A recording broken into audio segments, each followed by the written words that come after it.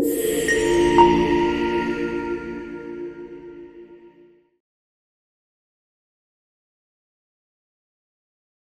always say tariffs is the most beautiful word to me in the dictionary.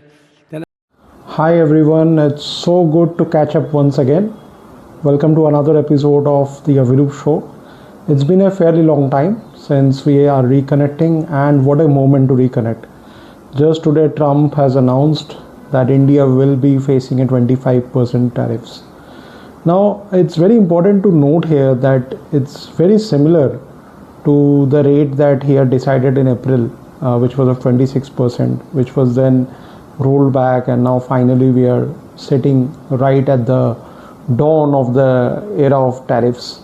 So 25% tariff on India is definitely going to hurt, particularly the Indian SME segments, exporters, and having a background of garment sector, I understand that how badly it is going to affect a lot of Indian exporters, and especially specifically these are sectors which are very unorganized, which have a lot of small scale players, and it's going to have a very significant impact in the short run. Now what is more important is that we should not look at it in just on a standalone basis. Like, there have been a number of instances over the last couple of months that also needs to be taken into account. One was in case of H-1B visas, where already the US government is providing notices of deportation to even people who are within that grace period of 60 days. Now if you look at H-1B visas, like for example these are work visas, and if someone has lost his job, then there is normally a grace period of 60 days during which the concerned person can essentially rework his papers, get another job, and so on, or maybe change his visa type. Now already under the Trump administration, such individuals are getting deportation notices. There have been a lot of actions in terms of the recent standoff between India and Pakistan, Operation Sindoor, and where Trump immediately after the operation also invited the Pakistani Field Marshal Asif Munir. And so these are certain optics which don't go like on a standalone basis. These are some things that that have to be taken into consideration in total. Now look at what Trump really wanted. Now the India-US trade deal has been ongoing. The talks have been there now for quite some time.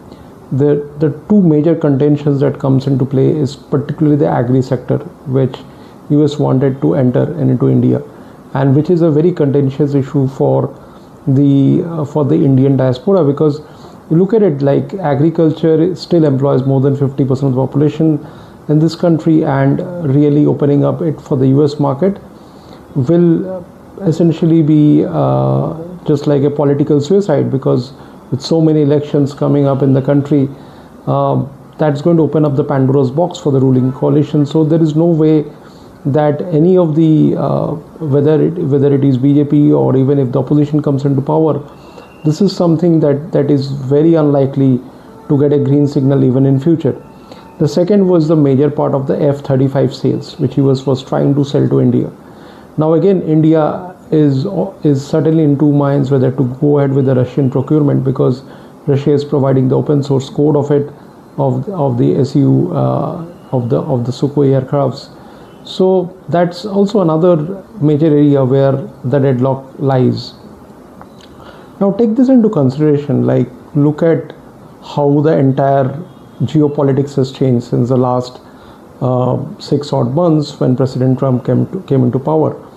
Now we can essentially see that what Trump has started or Trump has initiated is something which US has never seen. I think we are now in an uncharted territory, and more you will see India, Russia, and even for that matter China being on the same page going forward. I think there is a very important reason why Russia is looking at the RIC coordinate, which is Russia, India and China corridor, for both political as well as for economic purposes, and this has all the makings of creating the foundation for it. India has so far stayed neutral and has not been in favor of such a coalition, but the action which Trump has, though temporarily, will definitely push India to that side. The other important thing that is to be also taken into consideration has been, you look at certain areas where the US has taken a very strong position. For example, the manner in which the Indian illegal immigrants were deported from US. They were handcuffed and then they were sent across to India. Trump took repeated credits of the ceasefire between India and Pakistan, which India obviously denied.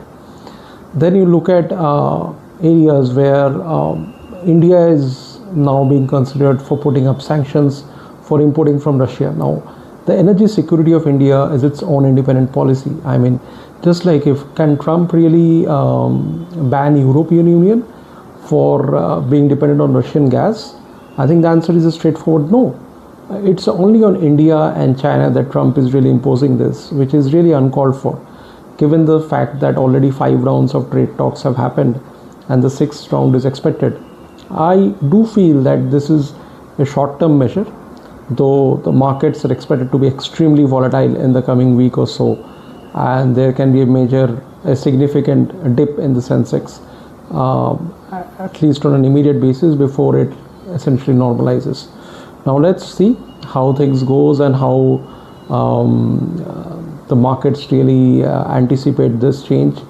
And as it said, I mean, with Trump you can never be certain. Today it's 25, tomorrow it can be 5, or the day after it can as well be 500. Like, it's been a topsy-turvy ride, and something like he is solely responsible for creating so much of volatility and uncertainty in the global markets. India has been an ally of the US, and regardless of Trump's policies, I do not see a tactical shift in the stand of India going forward, given its geopolitical concerns with China in its backyard. And that's all from my side. I look forward to your views. What do you think about it? Whether India should implement reciprocal taxes, just like Trump is saying, or whether we should simply just let the storm pass for the moment and wait as it goes on, and hopefully by August end or maybe early September we have a India-US trade deal in place.